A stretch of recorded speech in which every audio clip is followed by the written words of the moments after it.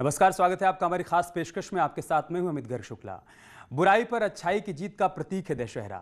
इस साल विजयादशमी कोरोना काल वाली है और कोरोना का असर रावण पर भी साफ देखने को मिल रहा है। त्योहारों पर कोरोना का साया ऐसा पड़ा कि हर त्योहार फीका पड़ गया। जालौन में नवरात्र और दशहरे के बीच उत्सव जैसा माहौल रहता था, पर इस साल होली के बाद से मानो लोग उत्सव मनाना ही भूल गए हैं। जालौन के कोंच में पहले दशहरा मेला लगता था, लेकिन इस बार कोरोना के चलते 50-60 फीट के रावण का कद घटकर 5-6 फीट हो गया। परंपरा नहीं टूटे, इसके लिए इस बार सांकेतिक तौर पर रावण के पुतले का दहन किया जाएगा, और वो भी गिने चुने लोगों की मौजूदगी में। 180 सालों में पहली बार जनपद वासियों को इतना छोटा रावण देखने को मिलेगा। वर्तमान में कोविड-19 को भी की गाइडलाइन को दृष्टिगत रखते हुए दशहरा मेला में यहाँ हजारों हजार आदमी, लाखों की भीड़ होती थी। इस बार ये भीड़ नहीं होगी और रावण मेघनाथ के जो पुतले 25-25, 20-20 फुट के बनते थे, इस बार एक विद्यालय के स्टूडेंट छात्र ने स्वतः निर्माण करके छोटे छोटे पुतले बनाए हैं। मेघनाथ का पुतला 3-3.5 फुट का है, रावण का पुतला 5.5 फुट का है और इसे प्रतीकात्मक दशहरा के रूप में हम लोग इसे संपन्न कराएंगे। कोंच में बड़े बड़े पुतले बनाए जाते थे और लगभग 20-25 हज़ार की भीड़ हो जाती थी। कोरोना काल को देखते हुए और मेले के लिए हम लोगों ने छोटे पुतले बनाए हैं, जिसमें बांस, कागज, ताव इत्यादि चीज़ों का प्रयोग किया है, जिससे कि दशहरा मेला अच्छी तरीके से हो सके। कोविड-19 की गाइडलाइन के चलते इस बार उतनी धूमधाम से दुर्गा पूजा नहीं हो पाई जैसे पहले हुआ करती थी। यही वजह है कोरोना काल में रावण के कद में ऐतिहासिक गिरावट आई है। मेरठ में 4 फुटिया रावण के पुतले का वीडियो वायरल हो रहा है। बेचारे रावण का कद इतना छोटा था कि कारीगर उसे रिक्शे पर ले जा रहे थे। पहली बार 4 फीट का रावण देखकर लोगों को थोड़ा अचरज भी हुआ।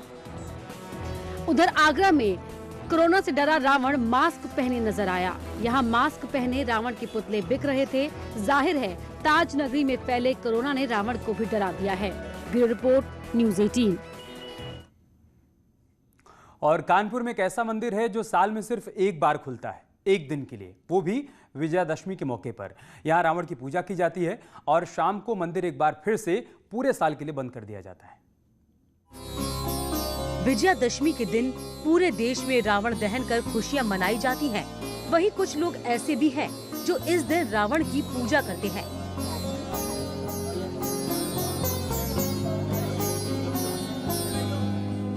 कानपुर में तकरीबन 150 साल पुराने रावण मंदिर में विशेष आराधना की जाती है।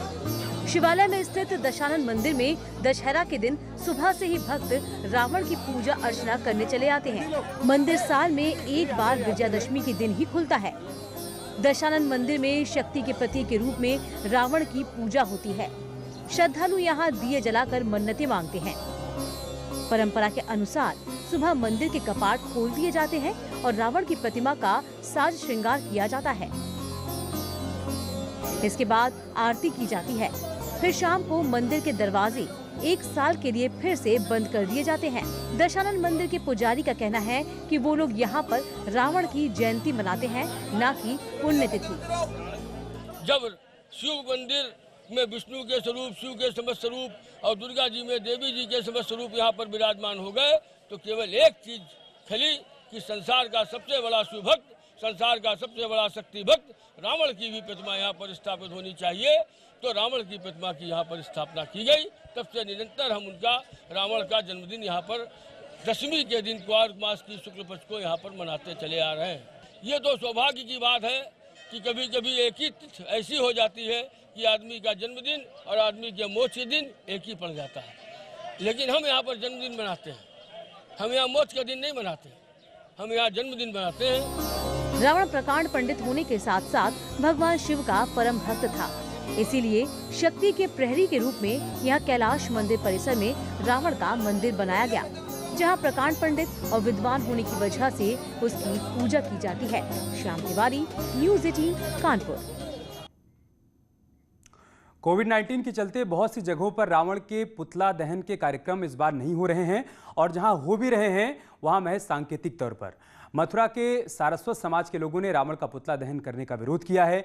इनका यह कहना है कि ब्रह्म हत्या के समान है और हिंदू रीति रिवाज ऐसा करने की अनुमति नहीं देता है। साथ ही देश का संविधान भी ऐसा करने की परमिशन नहीं देता है। मथुरा में हर साल की तरह इस साल भी सारस्वत समाज के लोगों ने रावण की पूजा की और रावण के पुतला दहन पर रोक की मांग की। इनका कहना है कि हिंदू पद्धति में मृत व्यक्ति का अंतिम संस्कार करने के बाद बार बार उसका पुतला दहन करना मान्य नहीं है। बार बार रावण का पुतला जलाना ब्रह्म हत्या से कम नहीं। हिंदू रीति रिवाजों के अनुसार मृत व्यक्ति का पुतला दहन करना अपमान की श्रेणी में आता है और कानून भी इसकी इजाजत नहीं देता। कांड विद्वान, प्रकांड शिव भक्त और भगवान स्वयं राम ने उनकी शक्ति को, उनकी भक्ति को और उनके आचार्य को स्वीकार किया। ऐसी स्थिति में भगवान राम के हम सब उपासक हैं, तो अगर उनका पुतला दहन उनके आचार्य का करते हैं तो ये स्वयं भगवान राम का भी एक अपमान है। वैसे भी माना जाता है ब्रह्म हत्या के लिए वो लोग दोषी होते हैं। इनका ये भी कहना है कि हम लोगों की आस्था का पूरा मामला है और संविधान में भी किसी व्यक्ति की धार्मिक आस्थाओं को ठेस पहुंचाना दंडनीय अपराध की श्रेणी में आता है। वह एक प्रकांड विद्वान था और विद्वान का पुतला दहन करना अपमान की श्रेणी में आता है, हम लोगों की आस्था के खिलाफ है। और जहां हमारे संविधान की भी अगर बात आती है तो हमारे संविधान में भी ऐसा कोई स्थान नहीं दिया गया है कि किसी की जिसमें आस्था है उसे अपमानित करते उसका पुतला दहन किया जाएगा। बता दें कि कान्हा की नगरी मथुरा में सारस्वत समाज के लोग पिछले कई सालों से रावण की पूजा करते आ रहे हैं और ये लोग रावण के पुतला दहन पर रोक की मांग कर रहे हैं। नितिन गौतम, न्यूज़ 18 मथुरा। उधर अयोध्या में आज दिल्ली से लाया गया 55 फीट ऊंचा रावण का पुतला जलाया जाएगा। इस पुतले को इस तरह से बनाया गया है कि इसके जलने से प्रदूषण नहीं होगा। ग्रीन पटाखों की तर्ज पर इसे तैयार किया गया है। दशहरे के मौके पर अयोध्या में इस तरह का रावण पहली बार जलेगा, इसलिए इसको लेकर लोगों में खासा उत्साह है। अयोध्या में चल रही वर्चुअल रामलीला का आज आखिरी दिन है, दशहरे का समय है और आज का जो प्रसंग है वो रावण वध का है। रावण वध की तैयारी वर्चुअल रामलीला पर पूरी तरीके से कर ली गई है। मेरे पीछे ये 55 फुट ऊंचे रावण को दिल्ली से मंगवाया गया है। इसकी खासियत ये है कि इसमें जो पटाखे लगे हुए हैं वो इको फ्रेंडली हैं, जिसका प्रदूषण लेवल बेहद ही कम होगा। और ये 55 फुट ऊंचे रावण का वध भगवान श्री राम अपने धनुष बाण के द्वारा करेंगे। 3:30 बजे वर्चुअल रामलीला आज यहाँ पर शुरू हो जाएगी। इसके बाद यह रामलीला शाम को 5 बजे तक चलेगी। लगभग 5 बजे के आसपास रावण का वध भगवान श्री राम करेंगे और इसको देखने के लिए यहाँ पर मुख्य गृह सचिव अवनीश अवस्थी रहेंगे अपने परिवार के साथ। साथ ही रामलीला आज आखिरी दिन है। यहाँ पर फिल्मी हस्तियाँ जो अब तक रामलीला के विभिन्न पात्रों पर अभिनय प्रस्तुत कर रही थी वो आज यहाँ पर उपस्थित रहेंगी। आज प्रमुख रूप से शहबाज खान, रजा मुराद और बिंदु दारा सिंह मौजूद रहेंगे और उसके बाद ये लोग इस रामायण की रामलीला को खत्म होने के बाद अपने अपने गंतव्य की तरफ रवाना होंगे। अयोध्या से न्यूज़ 18 के लिए निमिष गोस्वामी। और बात करते हैं सीएम योगी की शक्ति साधना की। गोरक्षनाथ मंदिर में आज भी सीएम योगी ने शक्ति साधना की। आज उन्होंने 101 कन्याओं का पूजन किया और इसके बाद उन्हें भोजन परोसा। इस दौरान सीएम योगी कन्याओं से हंसी मजाक करते हुए भी नजर आए।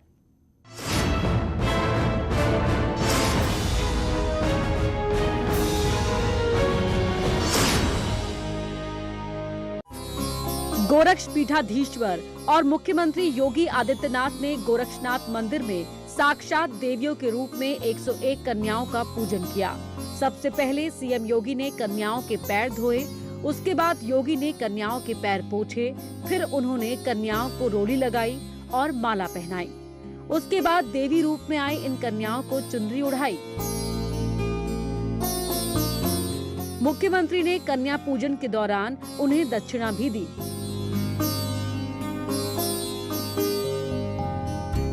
इस दौरान सीएम योगी बच्चियों से बात करते नजर आए। उन्होंने किसी का नाम पूछा तो किसी से पूछा कि उन्हें खाने में क्या पसंद है। इस दौरान सभी बच्चियां मास्क पहने नजर आई। पूजन के दौरान एक बच्ची का मास्क उतर रहा था तो सीएम योगी ने उसे भी ठीक किया।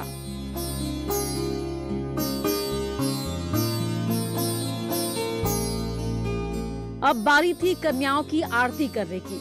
सीएम ने कन्याओं की आरती उतारी। देखिए योगी कैसे एक हाथ से आरती कर रहे हैं। और दूसरे हाथ से घंटी बजा रहे हैं। इसके बाद कन्याओं को भोजन कराया गया। मुख्यमंत्री योगी ने 101 कन्याओं को भोजन परोसा। कुछ बच्चियां जो पूरी लेने से मना कर रही थी, उन्होंने मुस्कुराकर कहा, एक और तो खाना पड़ेगा।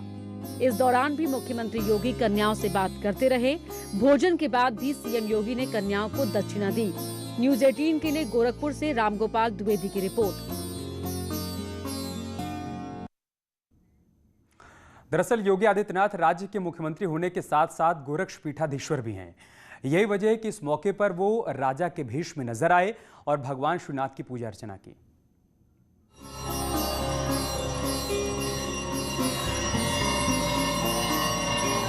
सूबे के मुख्यमंत्री योगी आदित्यनाथ ने गोरखपुर स्थित गोरखनाथ मंदिर में विशेष पूजा अर्चना की। गोरक्ष पीठाधीश्वर के चलते इस दौरान वो राजा के वेश में नजर आए।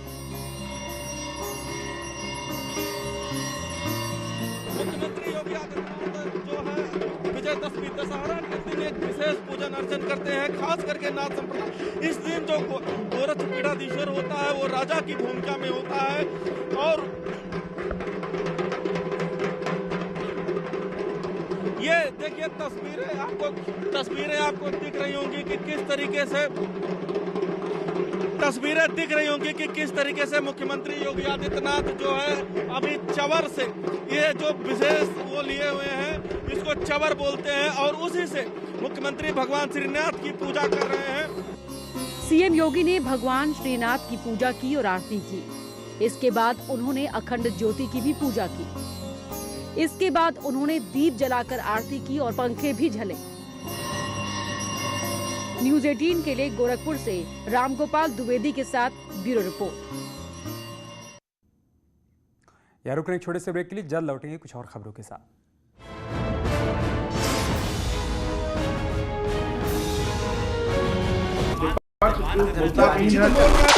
मुद्दा भटका दिया जाए तो शोर बन जाता है। जुलूस निकालना चाहते हैं कुछ लोग, सवाल बड़ा हो जाता है। मुद्दा सलीके से उठाया जाए तो सवाल बन जाता है। क्या अब सियासत के निशाने पर छात्र आ गए? सबसे बड़े सवाल, सबसे बड़ी बहस, महाबहस। देखिए सोमवार से शुक्रवार रात 7:56 पर सिर्फ न्यूज़ 18।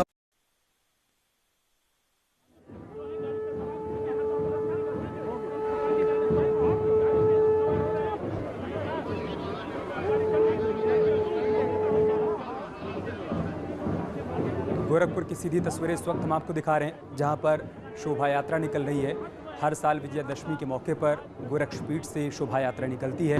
इस बार कोरोना काल में इसका आयोजन कुछ अलग तरीके से हो रहा है। हर साल आप महंत योगी आदित्यनाथ को एक रथ पर बैठे हुए देखते हैं, लेकिन इस बार वो अपनी गाड़ी में ही जा रहे हैं, क्योंकि कोरोना काल है। ऐसे में सुरक्षा के तमाम मानकों का ख्याल रखा जा रहा है।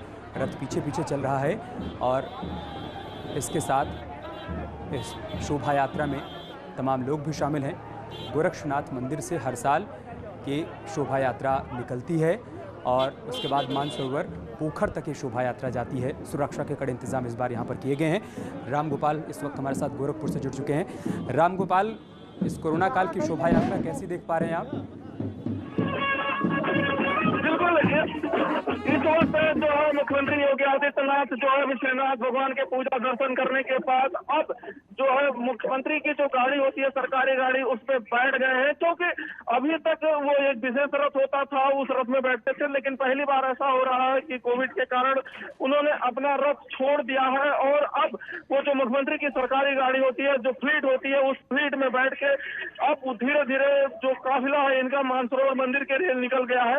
क्योंकि यहाँ पे हर साल इतनी भीड़ हो जाती थी कि यहाँ पे लोगों को संभालने में बड़ी मुश्किल होती थी। इस बार कोविड के कारण जो है भीड़ को रोकने की कोशिश जरूर की गई है, लेकिन फिर भी लोग पहुंच गए हैं और शायद इसीलिए मुख्यमंत्री अब इसमें कोई ढिलाई नहीं बरत रहे हैं। और देखिए अब गाड़ी जो है जो मेन मंदिर है वहां से उस गेट से बाहर लगभग निकल चुकी है। अब वो मंदिर परिसर की तरफ आ गई है। अब धीरे धीरे सड़क की तरफ मुख्यमंत्री योगी आदित्यनाथ का काफिला बढ़ रहा है। और क्योंकि पिछले सालों तक तो इसकी स्पीड बहुत धीमे हुआ करती थी, लेकिन शायद इस बार रस्म अदायगी के तौर पे ही वहां पे जा रहे हैं और इसीलिए जो स्पीड है मुख्यमंत्री योगी आदित्यनाथ की वो ठीक ठाक है और इसीलिए तेजी से आगे बढ़ रहा है। और अब ये काफिला धीरे धीरे मुख्यमंत्री योगी आदित्यनाथ का मानसरोवर की तरफ बढ़ रहा है। तस्वीरों को हम देख रहे हैं, दर्शक भी देख पा रहे हैं। शोभा यात्रा की जो परंपरा है, थोड़ा इसके बारे में बताइए।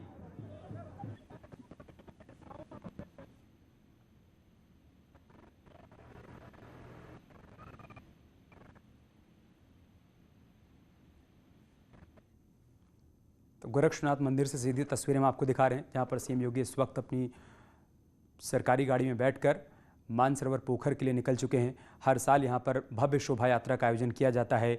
विजयादशमी के मौके पर तमाम लोग इसमें शामिल होते हैं। न सिर्फ गोरखपुर के बल्कि गोरखपुर के आसपास के तमाम जिलों से भी लोग इस शोभा यात्रा का हिस्सा बनने के लिए पहुंचते हैं। लेकिन इस बार कोरोना के चलते शोभा यात्रा की जो रौनक है वो कुछ हद तक फीकी है।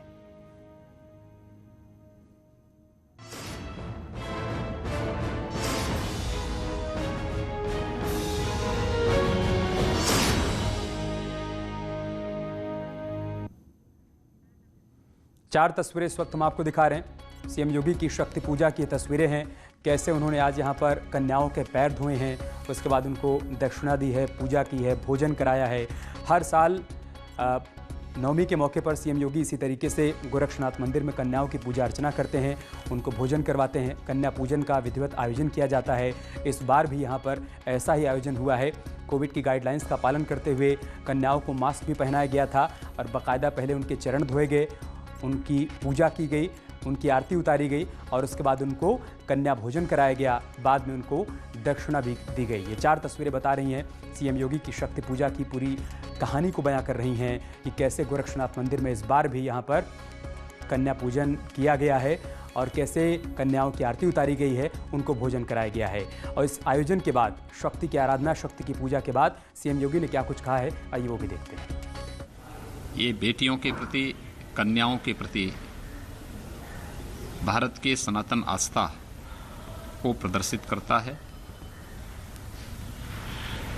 इसके साथ ही हम लोग अब विजयादशमी के कार्यक्रम के साथ प्रवेश कर रहे हैं।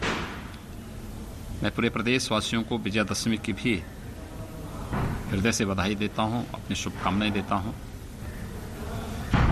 सत्य, न्याय और धर्म की विजय का प्रतीक विजयादशमी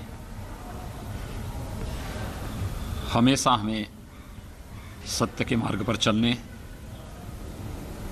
न्याय के मार्ग का अनुसरण करने और धर्म के पथ पर चलने वाले की सदैव विजय होती है।